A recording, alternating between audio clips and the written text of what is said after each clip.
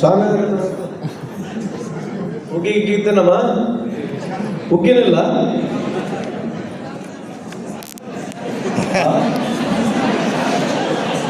ಸ್ವಾಮಿ ಉಗ್ಗಿ ತಿನ್ನಿಸ್ತಾರೆ.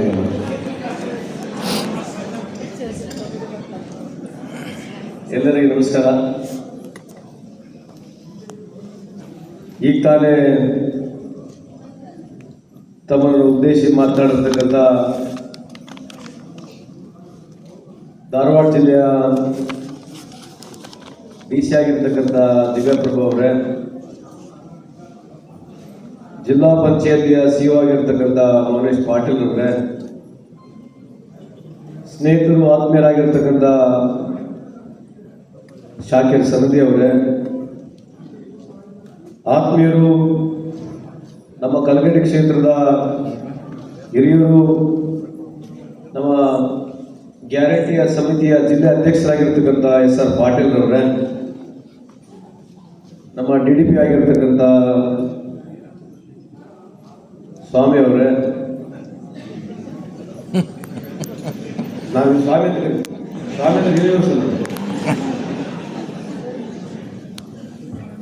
ಈ ಒಂದು ಸಮಾರಂಭದಲ್ಲಿ ಪಾಲ್ಗೊಂಡಿರ್ತಕ್ಕಂಥ ಎಲ್ಲ ವಿಶೇಷವಾಗಿ ಬಂದಿರತಕ್ಕಂಥ ಎಲ್ಲ SDMC ಅಧ್ಯಕ್ಷರೇ, ಎಲ್ಲ ಹೈಸ್ಕೂಲಿನ ಹೆಡ್ ಮಾಸ್ಟರ್ಗಳೇ, ಸೇರಿರ್ತಕ್ಕಂಥ ಎಲ್ಲ ಶಿಕ್ಷಣ ಪ್ರೇಮಿಗಳೇ, ನಾನೇನು ಜಾಸ್ತಿ ಮಾತನಾಡಕ್ಕೆ ಹೋಗೋದಿಲ್ಲ. ನಾವು ದಿನ ಬೆಳಗ್ಗೆ ಈ ವ್ಯವಸ್ಥೆಯಲ್ಲಿ ನೋಡ್ತಾನೆ ಇದ್ದೀವಿ. ಸರ್ಕಾರಗಳು ಬರ್ತವೆ ಹೋಗ್ತವೆ, ಎಲ್ಲ ಸರ್ಕಾರಗಳು ಅದರಾದಂಥ ಒಂದು ಪ್ರಯತ್ನವನ್ನು ಮಾಡ್ತಾ ಇದ್ದಾರೆ. ಏನಾಗಿದೆ, ನಾವ್ಯಾಕೆ ಈಗ ಇದ್ದೀವಿ, ನಮ್ಮಲ್ಲಿ ನಮ್ಮಷ್ಟಿಗೆ ಆತ್ಮಾವಲೋಕನ ಮಾಡ್ತಕ್ಕಂಥ ಸಮಯ ದೇಶಕ್ಕೆ ಬಂದಿದೆ ನಾನು ಹೇಳಿಕ್ಕೆ ಇಚ್ಛೆ ಬಯಸ್ತೇನೆ. ಯಾಕೆ ಹೇಳ್ತಾ ಇದ್ದೀನಿ ಮಾತು ಅಂತಂದ್ರೆ, ಸ್ವಾತಂತ್ರ್ಯ ಪೂರ್ವದಲ್ಲಿ ಈ ದೇಶದಲ್ಲಿ ಲಿಟ್ರಸಿ ರೇಟ್ ಇರತಕ್ಕಂಥದ್ದು ಕೇವಲ 42%. ಎಷ್ಟ್ರೇ? ಸ್ವಾತಂತ್ರ್ಯ ಪೂರ್ವದಲ್ಲಿ, ಸ್ವಾತಂತ್ರ್ಯ ಬಂದ ನಂತರ ಸುಮಾರು 40-42% ಈ ದೇಶದಲ್ಲಿ ಲಿಟ್ರಸಿ ರೇಟು ಇವತ್ತು 74% ಬಂದಿದ್ದೀವಿ. ಎಷ್ಟಕ್ಕೆ ಬಂದಿವ್ರಿ? 74% ಲಿಟ್ರಸಿ ಇರ್ತಕ್ಕಂಥ ದೇಶ ಯಾವ 42 ಇಸ್ವಿನಲ್ಲಿ ಇರ್ತಕ್ಕಂಥ ದೇಶಕ್ಕೂ ಈಗ ನಾವು ಹೋಲಿಸ್ಕೊಂಡು ನೋಡಿದ್ರೆ,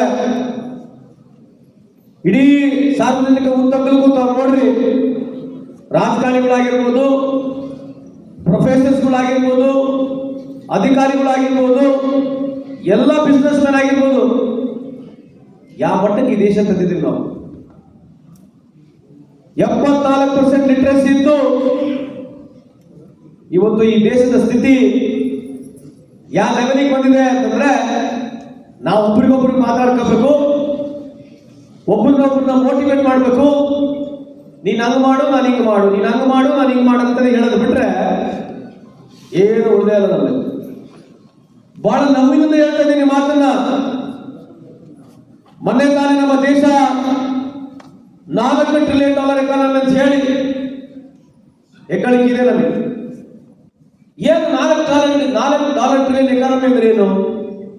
140 ಕೋಟಿ ಜನಸಂಖ್ಯೆಯ ಈ ದೇಶದ 140 ಕೋಟಿ ಜನಸಂಖ್ಯೆಯ ಜನರು ವರ್ಷಕ್ಕೆ ಏನು ಆದಾಯನ ಖರ್ಚು ಮಾಡ್ತಾ ಇದ್ದಾರೆ, ಆ ಖರ್ಚಿನೆಲ್ಲ ಸೇರಿದ್ರೆ ನಮಗಿರ್ತಕ್ಕಂಥದ್ದು 3.8 ಟ್ರಿಲಿಯನ್ ಮಾಡಿ $4 ಟ್ರಿಲಿಯನ್ ಇರುತ್ತೆ.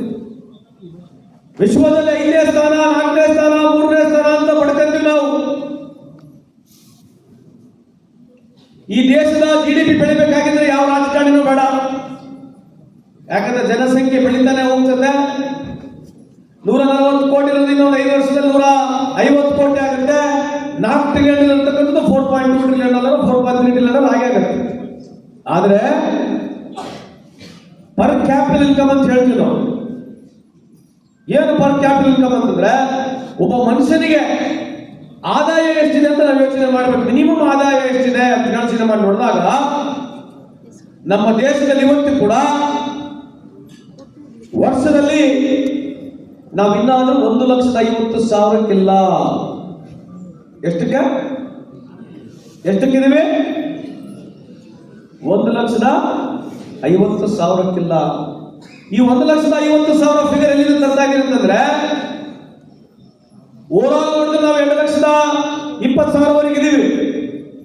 ಆ 2,20,000 ಓವರಾಲ್ ನಲ್ಲಿ ನಾವು ಕೇವಲ 1% ಜನರನ್ನ ದೊಡ್ಡ ದೊಡ್ಡ ಉದ್ಯಮಿದಾರರ ಹುದ್ದೆ ಟರ್ನೋವರ್ ಇದೆ ಅದನ್ನು ತೆಗೆದುಬಿಟ್ರೆ, ನಾವು ಹೊರಗಡೆ ಇಟ್ಟುಬಿಟ್ರೆ ಸುಮಾರು ಇರ್ತಕ್ಕಂಥ 90% ಜನರು 1.5 ಲಕ್ಷ ರೂಪಾಯಿ ಖರ್ಚು ಮಾಡತಕ್ಕಂಥ ವ್ಯವಸ್ಥೆ ನಮಗಿದೀವಿ. ಮತ್ತೆ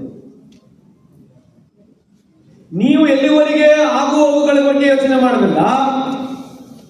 ಬಡತನ ದೇಶನೇ ಹೊಸದಲ್ಲ, ಬಡತನ ಈ ದೇಶಕ್ಕೆ ಹೊಸದಲ್ಲ.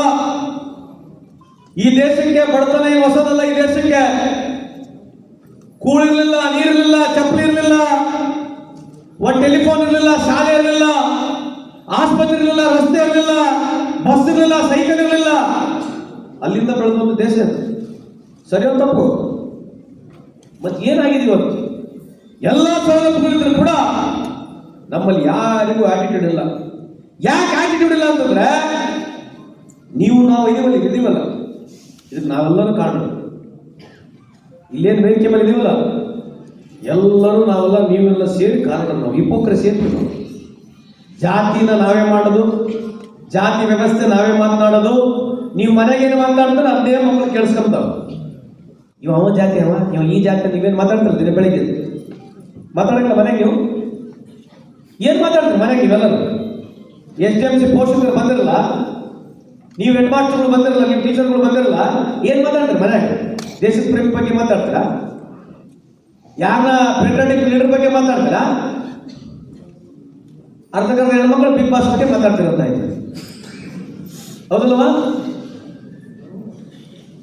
ನಮ್ದಂತ ಇದೆ ಕೂಡ. ನಮ್ದು ಸರ್ಕಲ್ ರಮ್ಮಿ ಇದೆ, ಗಂಡ್ಮಕ್ಳದ್ದು ಐತಲ್ಲ, ರಾತ್ರಿ ವ್ಯವಸ್ಥೆಗಳ ಬಗ್ಗೆ ನಾವು ಜಾಸ್ತಿ ಮಾತಾಡೋದು. ಯಾಕೆ ಹೇಳ್ತಾ ಇದ್ದೀನಿ ಮಾತಾಡ್ತಾರೆ? ನೀವು ಯಾವ ಹಳ್ಳಿಗಳಿಗೆ ಹೋಗಿ ಆ ಹುಡುಗರು ಏನು ಚರ್ಚೆ ಮಾಡ್ತಾರೆ ಅಂತ ಅರ್ಥ ಮಾಡ್ಕೊಳ್ಳಿ. ಆ ಹುಡುಗರು ಹೊಲಸು ಮಾತಾಡ್ತಿದ್ರೆ ನಮ್ಮ ಮನೆ ಹೊಲಸೈತಂತ ಅರ್ಥ ಮಾತಾಡೋದು. ಸಮಾಜ ಹೆಂಗ್ ಬೆಳೀತದೆ? ನಾವು ಏನು ಮಾತನಾಡ್ತೀವಿ ಮನೆಗಳಲ್ಲಿ ಅದನ್ನ ಮಕ್ಕಳು ಕಾಪಿ ಮಾಡ್ತಾರೆ. ನೀವು ಹೊಲಸು ಮಾತಾಡ್ರಿ ಮನೆಗೆ, ಆ ಮಕ್ಕಳು ಹೊಲಸು ಮಾಡ್ತಾರೆ. ನಾವು ಸಮಾಜದಲ್ಲಿ ಏನು ನಮಗೆ ಇಂಟ್ರೆಸ್ಟ್ ಇಲ್ಲ. ನಮಗೆ ಸರ್ಕಾರಗಳು ಬೈಯೋದು, ಜಾತಿವಾರಗಳ ಮಾಡೋದು. ಈ ವ್ಯವಸ್ಥೆಯಲ್ಲಿ ಬಂದಿದ್ದಕ್ಕೆ 74% ಲಿಟ್ರಸಿ ರೇಟ್. ಕ್ವಾಲಿಟಿ ಇಲ್ಲ ದೇಶದಲ್ಲಿ. ಕ್ವಾಲಿಟಿ ಆಗಿಲ್ಲ, ಇನ್ಕ್ಲೂಡಿಂಗ್ ರಾಜಕಾರಣಿಗಳು, ಪಾರ್ಲಿಮೆಂಟ್ ಇರತಕ್ಕಂಥ ವ್ಯವಸ್ಥೆಗಳು. ದಯಮಾಡಿ ನಿಮ್ಮಲ್ಲಿ ಕೈ ಮುಗಿದು ಕೇಳ್ತೀನಿ ನಿಮಗೆ, ನೀವು ಈ ಜಾತಿ ವ್ಯವಸ್ಥೆ, ಈ ರಾಜಕೀಯ ವ್ಯವಸ್ಥೆ ಕಂಡ್ಕಣಕ್ಕೆ ಹೋಗ್ಬೇಡ್ರಿ. ನೀವು ನಿಮ್ಮೆಲ್ಲರ ಪರವಾಗಿ ಶಾಸಕರಾಗಿರ್ತಕ್ಕಂಥ ಕೋನೇಟಿ ಅಣ್ಣನವರಿಗೆ ಪ್ರೀತಿಯಿಂದ ಸ್ವಾಗತ ಮಾಡ್ತಾ ಇದ್ದೀನಿ.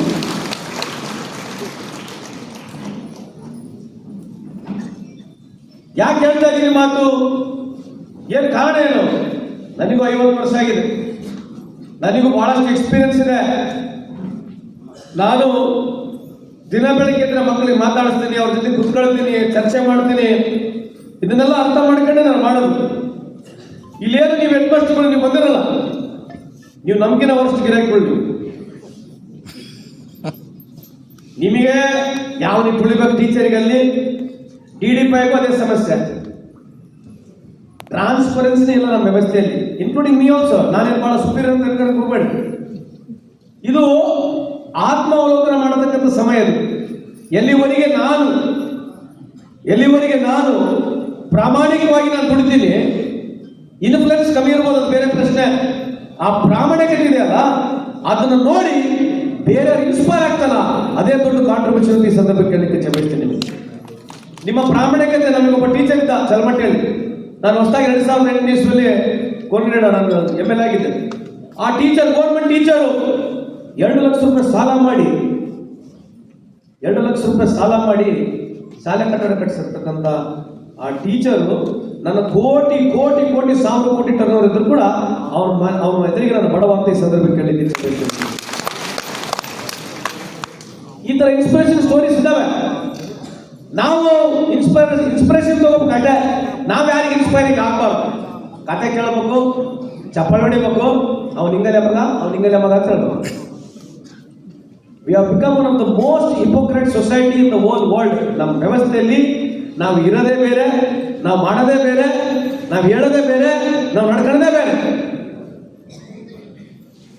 ಈ ವ್ಯವಸ್ಥೆಗೆ ನಾವು ಬಂದು ನಿಂತ್ಕೊಂಡ್ಬಿಟ್ಟಿದ್ದೀವಿ. ಅದರ ಉದಾಹರಣೆಗಳು ನಾವೇ. ನಾನೇನು ದೊಡ್ಡ ಬಹಳ ಸಕ್ಕರೆ ಚಂದ ಅಂತ ಹೇಳಕ್ ಹೋಗೋದಿಲ್ಲ. ಅದಕ್ಕೆ ಬಂಧುಗಳೇ, ಬದಲಾವಣೆ ಆಗ್ಬೇಕು. ಇಲ್ಲಿ ನಮ್ಮ DDP ಅವರು ಇದ್ದಾರೆ, TC ಅವರು ಕೂಡ ಇದ್ದಾರೆ. ನೀವು ಉದಾಹರಣೆಗೆ ಒಂದು 5 ಸಾಲಿನ ಶಾಲೆ ಪ್ರಾರಂಭ ಆಗಿನ ಮುಂಚೆ ಮಕ್ಕಳಿಗೆ ಒಂದು 5 ನಿಮಿಷ ಬೇಕಾದ ಒಂದು ಉದಾಹರಣೆ ಮಾಡಿ ನೋಡ್ರಿ. ಒಂದು ಮಕ್ಕಳಿಗೆ ಮೋಟಿವೇಶನ್ ಮಾಡತಕ್ಕಂಥದ್ದು ಮಾಡಿ ಶಾಲೆಗೆ ಕಳಿಸಿ ನೋಡ್ರಿ. ಆ ಶಾಲೆಗಳು ಯಾವ ಉದಾಹರಣವಾಗಿ ನಡೀತವೆ, ಆ ಮಾನಸಿಕ ಸ್ಥಿತಿ ಹೆಂಗಿದೆ ಅಂತ ನೀವು ಅರ್ಥ ಮಾಡ್ಕೊಂಡು ಅವ್ರಿಗೆ ಮೋಟಿವೇಟ್ ಮಾಡಿ.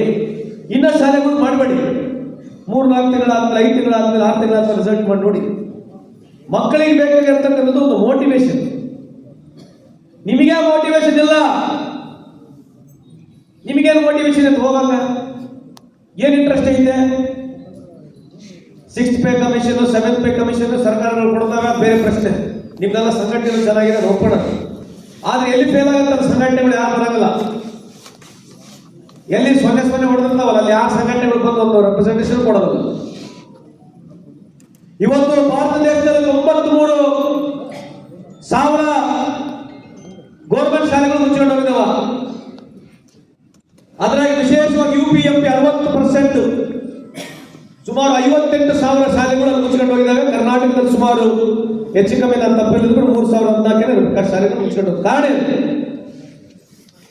ಸಣ್ಣ ಸಣ್ಣ ಶಾಲೆಗಳು ಅವರು ಯಾಕೆ ಅವ್ರಿಗೆ ದುಡ್ಡು ಸಿಗಲ್ಲ?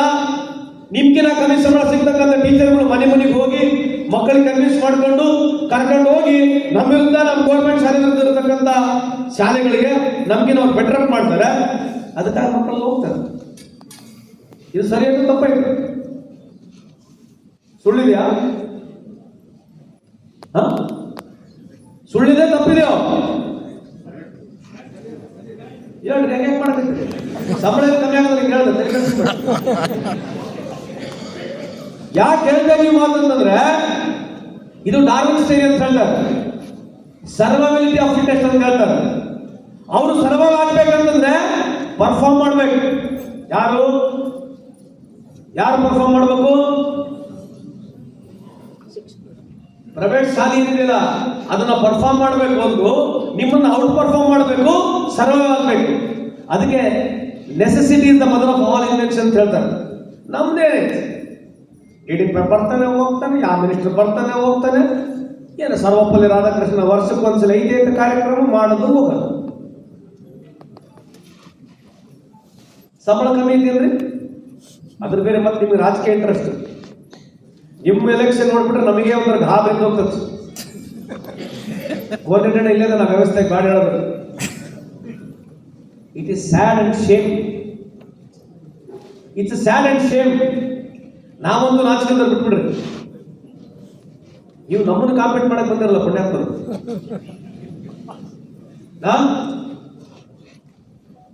ಹೆಂಗ್ರಿ ಇದು? ಹೆಂಗ್ ಕಟ್ಟದೆ? ಯಾವ ಸರ್ಕಾರಗಳು ಬಂದ್ರೆ ಏನಾಗದೈತಿ? ಇವೇ ಸ್ಕೀಮ್ಗಳದಾವೆ, ಆ ಸ್ಕೀಮ್ ಚೇಂಜ್ ಆಗ್ತವೆ, ಈ ಸ್ಕೀಮ್ ಚೇಂಜ್ ಆಗ್ತವೆ. ನೀವು ಅವರಿಗೆ ರೆಪ್ರೆಸೆಂಟೇಷನ್ ಕೊಡ್ತೀವಿ, ನಾವು ನಿಮ್ಗೆ ರೆಪ್ರೆಸೆಂಟೇಷನ್ ಕೊಡ್ತೀವಿ. ಹೆಂಗ್ರಿ ಹೋಗೋದು? ಹೆಂಗಿದು?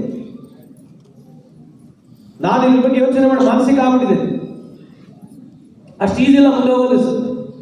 ಇನ್ನು 10 ವರ್ಷ ಬಹಳ ಕಷ್ಟದ ಪರಿಸ್ಥಿತಿ ಐತಿ ದೇಶದಲ್ಲಿ. ಜನ ಒಪ್ಕೊಳ್ಳಿಕ್ಕಿಲ್ಲ. ಆದ್ರೆ ನಾನು ಬಹಿರಂಗವಾಗಿ ಮಾತಾಡಲಿಕ್ಕೆ ಹೆದರದಿಲ್ಲ. ಕಷ್ಟದ ಪರಿಸ್ಥಿತಿಗಳಿದ್ದಾವೆ. ಜಿಯೋಪೊಲಿಟಿಕಲ್ ಸಿಚುವೇಶನ್ಸ್ ನೋಡ್ತಾ ಇದ್ರೆ, ಬೇರೆ ಬೇರೆ ದೇಶದಲ್ಲಿ ಇರ್ತಕ್ಕಂಥ ಇನ್ವೆನ್ಷನ್ಗಳು ನೋಡ್ತಾ ಇದ್ರೆ ನಮ್ಮಲ್ಲಿ ಬಹಳ ಕಷ್ಟ ಇದೆ ನಮಗೆ ಮುಂದೆ. ನೀವೆಷ್ಟು ಸರ್ಕಾರಕ್ಕೆ ಒತ್ತಡಗಳು ತರ್ತೀರಿ, ಸರ್ಕಾರಗಳು ಮಡಿತಾವೆ, ಏನ್ ಮಾಡ್ತವೆ. ಯಾಕಂದ್ರೆ ಎಲ್ಲ ಸರ್ಕಾರಗಳು ಓಟು ಬೇಕು, ಮಾಡ್ತವೆ. ಅದ್ರಲ್ಲಿ ಏನ್ ಕೊಟ್ಟು ಬಹಳ ಬೆನಿಫಿಟ್ ಇಲ್ಲ. ಅದಕ್ಕೆ ಇದು ಜನರಲ್ ಆಗಿ ಮಾತನಾಡಿರ್ತಕ್ಕಂಥದ್ದು. ಯಾಕೆ GDP ಬಗ್ಗೆ ನಿಮಗೆ ಹೇಳೋದಂತಂದ್ರೆ, ನೀವು ಆ 90% ಬರ್ತಕ್ಕಂಥ 1.5 ಲಕ್ಷ ಆದಾಯ ಕಲಿರ್ತಕ್ಕಂಥ ಮಕ್ಕಳಿಗೆ ನೇರವಾಗಿ ಕಲಿಸ್ತಕ್ಕಂಥ ಮಹಾಪುಣ್ಯಾತ್ಮರು ನೀವು ಅಂತ ಈ ಸಂದರ್ಭ ಕೇಳಲಿಕ್ಕೆ ಇಚ್ಛೆ ಬಯಸ್ತೀನಿ. ಯಾಕೆ ಹೇಳಿದ ಪಾಯಿಂಟ್ ಅಂತಂದ್ರೆ, 1% of Indian population is holding 50% of wealth. ರೇ ಫೋನ್ ಬಿಡ್ರಿ, ಅದು ಹೊರಗೆ ಹೋಗ್ರಿ, ಮಾತಾಡಿ. ನಾನು ನಿಂದಿರ್ಸ್ಬೇಕಂದ್ರೆ ನಿಂದಿರ್ಸ್ಬೇಕೇನಮ್ಮ? ನೀವು ಅರ್ಥ ಮಾಡ್ಕೊಳ್ಳಿ, ಇದು ಯಾವ ದೇಶ? ಕಾಂಗ್ರೆಸ್ನೇ ರೀ ದೇಶನು. Is this any country belong to any political party? ಇದ್ಯಾವುದು ಈ ದೇಶದ ವ್ಯವಸ್ಥೆಯಲ್ಲಿ ಕಾಂಗ್ರೆಸ್ಸಿನ ಮನೆಯಿಂದ ರೊಕ್ಕ ತಂದು ಹಾಕಂಗಿಲ್ಲ, ಬಿಜೆಪಿ ಕೂಡ ರೊಕ್ಕ ತಂದು ಹಾಕಂಗಿಲ್ಲ. ಆದ್ರೆ ನೀವು ನಮ್ಮಂತ ಪಾರ್ಟಿ ಅಲಯನ್ಸ್ ಕೆಲಸ ಮಾಡ್ತೀರಿ. ನಿಮಗೇನು ದಾಡಿ? Why you want to get into dirty politics and support somebody? Why? Just because you want to do it. Pleasing. ಬರೋದು ಟ್ರಾನ್ಸ್ಫರ್ ಮಾಡಬೇಡ್ರಿ. ಯಾಕಂದ್ರೆ ಒನ್ ಆಫ್ ದ ನೋಬಲೆಸ್ಟ್ ಕೆಲಸ ಇದು, one of the most toughest ಕೆಲಸ ನೀವು ಮಾಡ್ತಕ್ಕಂಥದ್ದು. ಅಷ್ಟು ಈಸಿ ಇಲ್ಲ. ಆದ್ರೆ ನಿಮ್ಮ ಆಟಿಟ್ಯೂಡ್ ಇದೆಯಲ್ಲ, ಈ ದೇಶದ ಸುಮಾರು ಇರ್ತಕ್ಕಂಥ ಎಲ್ಲ ಮಕ್ಕಳು ನಿಮ್ಮ ಆಟಿಟ್ಯೂಡ್ ನೋಡಿ ಡೆವಲಪ್ ಆಗ್ತಾರೆ ಸೋಷಿಯಲ್. ನನಗೆ ಲೂರ್ದು ಬೇರೆ ಬಸ್ಸಿದ್ರು, ಅವ್ರು ನನಗೆ ಹೇಳಿರ್ತಕ್ಕಂಥ ಮಾತನ್ನು ಇವತ್ತು ಕೂಡ ನನಗೆ ಇನ್ಫ್ಲುಯೆನ್ಸ್ ಇದೆ. ನೀವು ಯಾವಾಗ ಏನು ಮಾತನಾಡ್ತೀರಿ, ನೀವು ಯಾವಾಗ ಏನು ಮಾಡ್ತೀರಿ, ಮಕ್ಕಳು ಯಾವ ರೀತಿ ಇನ್ಫ್ಲುಯೆನ್ಸ್ ಆಗ್ತಾರೆ ಅಂತ ಗೊತ್ತಿಲ್ಲ. ಇನ್ಫ್ಲುಯೆನ್ಸ್ ಆಗಿ ಈ ಸಮಾಜಕ್ಕೆ ದೊಡ್ಡ ಎಕ್ಸಾಂಪಲ್ ಆಗಂತ ಮಕ್ಕಳುಗಳಿದ್ದಾರೆ ಮುಂದ್ಗಡೆ. So that's why more than anything else in this society ನಿಮ್ಮ ಆಟಿಟ್ಯೂಡ್ ಏನಿದೆ ಅದು ಬಹಳ ಇಂಪಾರ್ಟೆಂಟ್. SDFC ಅಧ್ಯಕ್ಷರು ನಿಮಗೆ ಬೂಟು ಚಾರಿ ಅದು ಸಾಕ್ಸು ತತ್ತಿ ಅವನಿಗೆ ಹಾಕಿ ನಿಮ್ಗೆ ಹಾಕಿ SDFC ಸುದ್ದು ಗುದ್ದಾಡ MLA ಹತ್ರ ಹೋಗ್ರಿ, ಇವ್ನಿಗೆ ತಗಸ್ರಿ, ಅವನಿಗೆ ಹಾಕ್ರಿ, ಇವ್ನಿಗೆ ತಗಸ್ರಿ. ಸರ್ಕಾರ ಏನ್ ಮಾಡುತ್ತೆ? SDFC ಮಾಡಿದ್ರೆ ಅನುಕೂಲ ಆಗುತ್ತೆ. ಕೆಲವು SDFC ಬಹಳ ಅದ್ಭುತವಾಗಿ ನಡೆಸ್ತಾ ಇದ್ದಾರೆ. ಕೆಲವೊಂದು ಸಮಸ್ಯೆ ಇದೆ. ಈಗ 19 ಶಾಲೆ 100% ರಿಸಲ್ಟ್, ಇವರು ಜೋರಾಗಿ ಚಪ್ಪಲ ಹೊಡ್ಕೊಂತಾರೆ ಅಂತೇಳಿ. ಯಾಕೆ ಫೇಲ್ ಆಗಿವಂದ್ರೆ ನಾವೇ ತತ್ತಿ ಕೊಡಬೇಕು. ಮತ್ತೆ ಯಾರು ಕೊಡ್ಬೇಕು? ಅವ್ರು ಕೊಟ್ಟಿಲ್ಲ ತತ್ತಿ, ಅವ್ರು ತತ್ತಿ ಕೊಟ್ಟಿಲ್ಲ, ನೀವೇ ತತ್ತಿ ಕೊಟ್ಟಲ್ಲ. ಅವರು ಸಮಸ್ಯೆ ಇದೆ ಇಲ್ಲ ಅಂತ ಹೇಳಲ್ಲ, ಬಟ್ ಆ ಸಮಸ್ಯೆನ ಓವರ್ಕಮ್ ಮಾಡೋಣ. We will definitely. ಇದು ನಿಮಗೆ ತೊಂದರೆ ಆಗ್ತದೆ ಅಂತ ನನ್ನ ಮಾಹಿತಿ ಬಂದಿದೆ, but that cannot be the reason. I am not making you responsible for the failures. ಇವತ್ತು 446 ಹೈ ಸ್ಕೂಲ್ಗಳಿದ್ದಾವೆ, 28,000 ಚಿಲ್ಲರ ಮಕ್ಕಳಿದ್ದಾರೆ, ಸುಮಾರು 18,000 ಮಕ್ಕಳು ಪಾಸ್ ಆಗಿದ್ದಾರೆ, 10,000 ಚಿಲ್ಲರ ಮಕ್ಕಳು ಫೇಲ್ ಆಗಿದ್ದಾರೆ. I am not at all correlating to failure versus pass. I am relating about attitude. Fail ಆಗಿಲ್ಲ ಹುಡುಗ, ತೊಂದರೆ ಇಲ್ಲ. ಹುಡುಗಿಗೆ ಫೇಲ್ ಆದ್ರೂ ಕೂಡ ಏನು ಸಮಸ್ಯೆ ಇಲ್ಲ, ಆದ್ರೆ ಆ ಹುಡುಗನ ಹತ್ರ ಆಟಿಟ್ಯೂಡ್ ಇರಬೇಕು. ಏನ್ ಮಾಡ್ಬೇಕು ನೀವು? ಆಟಿಟ್ಯೂಡ್ ಇರ್ತಕ್ಕಂಥ, ಅವನಿಗೆ ಸ್ಥೈರ್ಯ ಇರ್ತಕ್ಕಂಥ ಮೋಟಿವೇಟೆಡ್ ಹುಡುಗ ಇದಾರಲ್ಲ, ಅವ್ನು 100% ಇರಲಿ, 30% ಇರಲಿ, ಅದು ಒಂದು ಜವಾಬ್ದಾರಿ ನಿಮ್ಗೆ ಮಾತ್ರ ಇರ್ತಕ್ಕಂಥ ನಮ್ಮ ಹತ್ರ ಇಲ್ಲ ಅದು.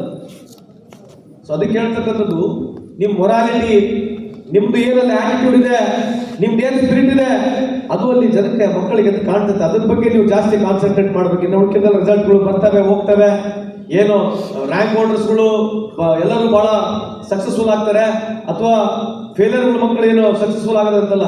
ಸಕ್ಸಸ್ ಆದಾಗ ಏನಿದೆ different point make a definition about it.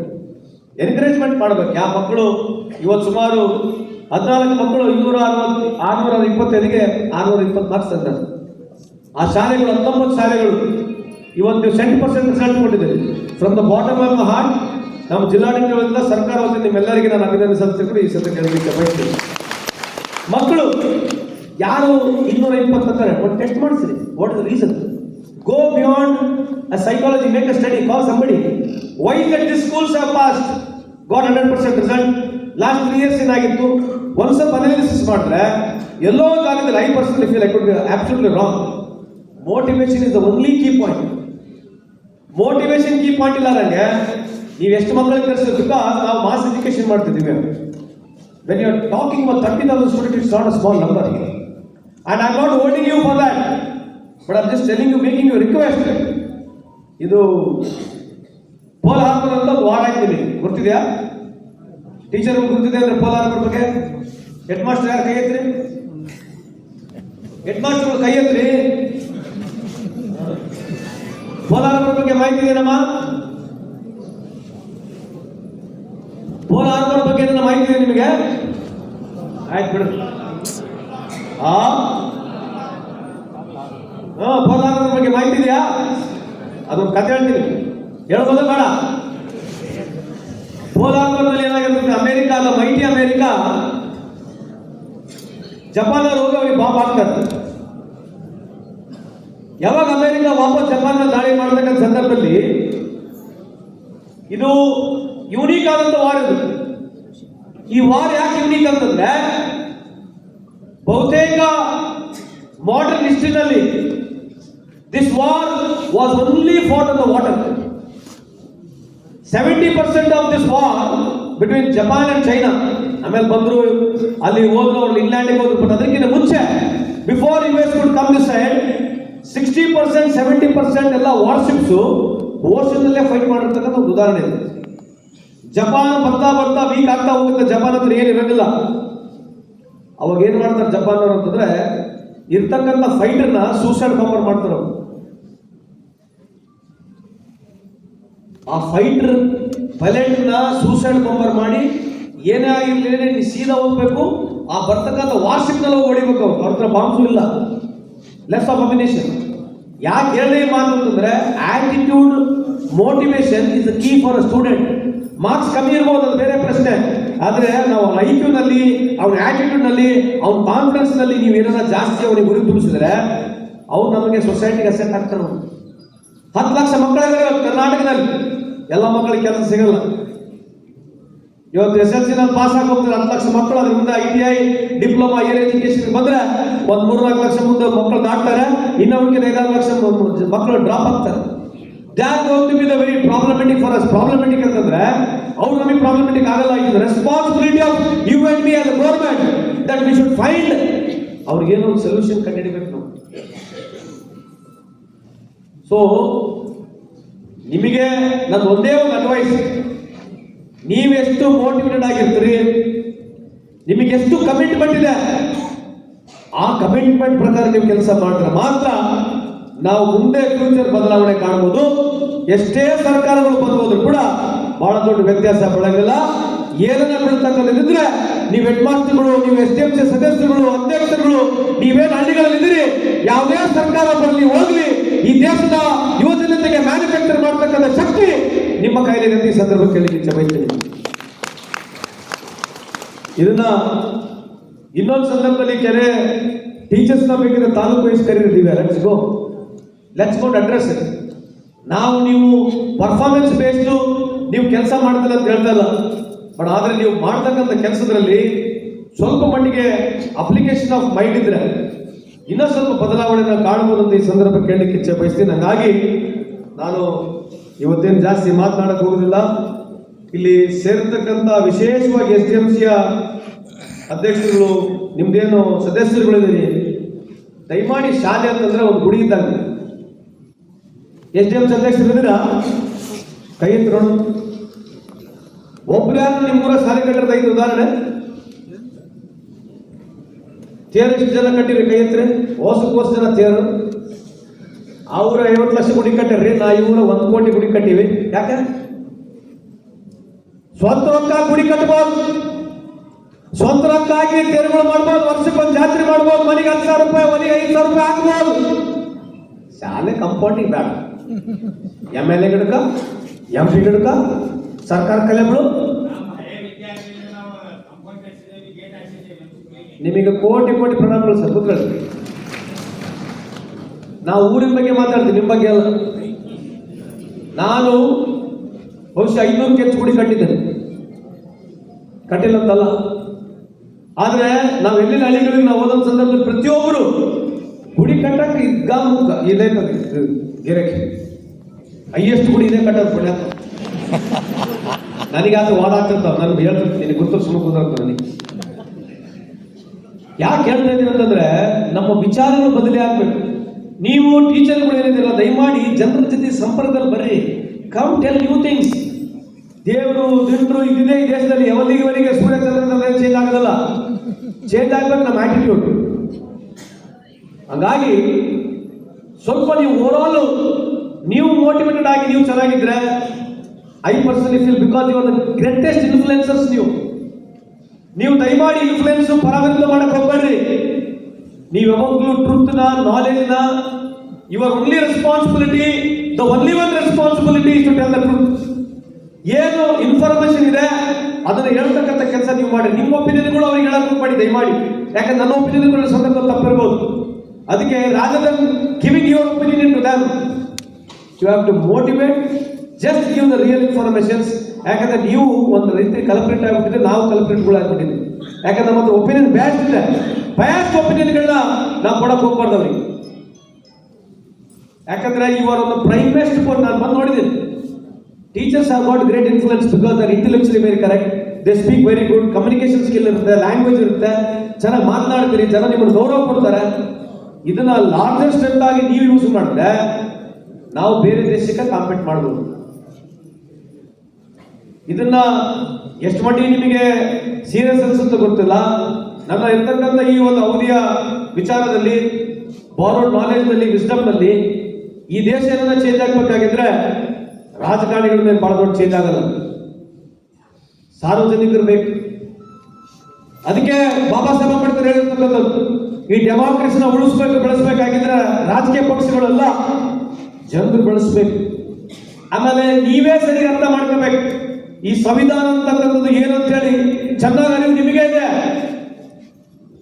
ಯಾವ ರಾಜಕೀಯ ಪಕ್ಷಗಳು ಬಹಳ ಅನುಕೂಲ ಆಗಲ್ಲ, ನೀವು ಬಹಳ ಅಟಕಣಕ್ಕೆ ಹೋಗ್ಬೇಡಿ. ಅವೆಲ್ಲ ಲಾಜಿಕಲಿ ಹೋಗ್ತವೆ ಇರ್ತಾವೆ, ಗಾಳಿ ಬಂದಾಗ ಹೋಗ್ತವೆ ಇರ್ತವೆ. ಬಟ್ ನಿಮಗೆ ಜಾಸ್ತಿ ರೆಸ್ಪಾನ್ಸಿಬಿಲಿಟಿ ಇದೆ ಅಂತ ಈ ಸಂದರ್ಭದಲ್ಲಿ ಹೇಳಿ, ನನಗಿಂತ ಒಂದು ವೇದಿಕೆ ಮಾಡಿದ್ದೆ ಜಿಲ್ಲಾಡಳಿತಕ್ಕೆ, ಆಮೇಲೆ ನೀವೆಲ್ಲ ಬಂದಿದ್ದಕ್ಕೆ ಅತ್ಯಂತ ಹೃದಯಪೂರ್ವಕವಾಗಿ ನಿಮ್ಮೆಲ್ಲರಿಗೆ ನನ್ನ ನಮನಗಳನ್ನ ಸಲ್ಲಿಸಿ, ಈ ಒಂದು ತರಬೇತಿ ಕೇವಲ ಇವತ್ತಿಗೆ ಎಂಡಾಗಬಾರ್ದು, ಎವ್ರಿ 3 ತಿಂಗಳ ಈ ರೀತಿಯಾದಂಥ ಒಂದು ತರಬೇತಿ ಆಗಲಿ. ಇದು ಮೊದಲನೇ ಹಂತದಲ್ಲಿ, ಮೊದಲನೇ ವರ್ಷದಲ್ಲಿ ಇದೇನೋ ಪ್ರಾಥಮಿಕವಾಗಿ ಏನಮ್ಮ ಈ ಶಿಕ್ಷಣ ವ್ಯವಸ್ಥೆಗೆ ಜೂನ್ನಲ್ಲಿ ಚಾಲುವಾಗಿದೆ. ಅದ್ರ ಜೊತೆಗೆ DDP ಅವರಲ್ಲಿ ಇದ್ದಾರೆ. ಆಗಸ್ಟ್ 15 DC ಅವರಿಗೆ ಹೇಳಿದ್ರು, ಆಗಸ್ಟ್ 15 ಇಡೀ ಆಲ್ ಓವರ್ ಇಂಡಿಯಾ ಧಾರವಾಡ ಜಿಲ್ಲೆಯಲ್ಲಿ ನೋಡಬೇಕು. ಆ ಥರದ್ದು ಕಾರ್ಯಕ್ರಮ ಆಗಬೇಕು. ಅದು ಕಾಟಪುಟ್ಟಕ್ಕಾಗಬಾರ್ದು. ಎಲ್ಲ ಟೀಚರ್ಗಳು ಅಟೆಂಡ್ ಆಗಬೇಕು, ಪರ್ಪಸ್ಫುಲ್ ಆಗಿ ಮಾಡಬೇಕು, ಮೀನಿಂಗ್ಫುಲ್ ಆಗಿ ಮಾಡಬೇಕು. ನೀವೆಲ್ಲ ಬಹಳಷ್ಟು ಕಾನ್ಶಿಯಸ್ ಇಂದ, ಆ ಪ್ಯಾಟ್ರಿಯಾಟಿಕ್ ಫೀಲಿಂಗ್ ಇಂದ ನೀವು ಆ ಕಾರ್ಯಕ್ರಮವನ್ನು ಯಶಸ್ವಿ ಮಾಡಬೇಕು. ಇಡೀ ಕರ್ನಾಟಕದ, ಇಡೀ ದೇಶ ಧಾರವಾಡ ಜಿಲ್ಲೆ ಕಡೆ ನೋಡ್ತಕ್ಕಂಥ ಕೆಲಸ ಆಗಲಿ ಅಂತ ಹೇಳಿ ನಿಮ್ಮೆಲ್ಲರಿಗೂ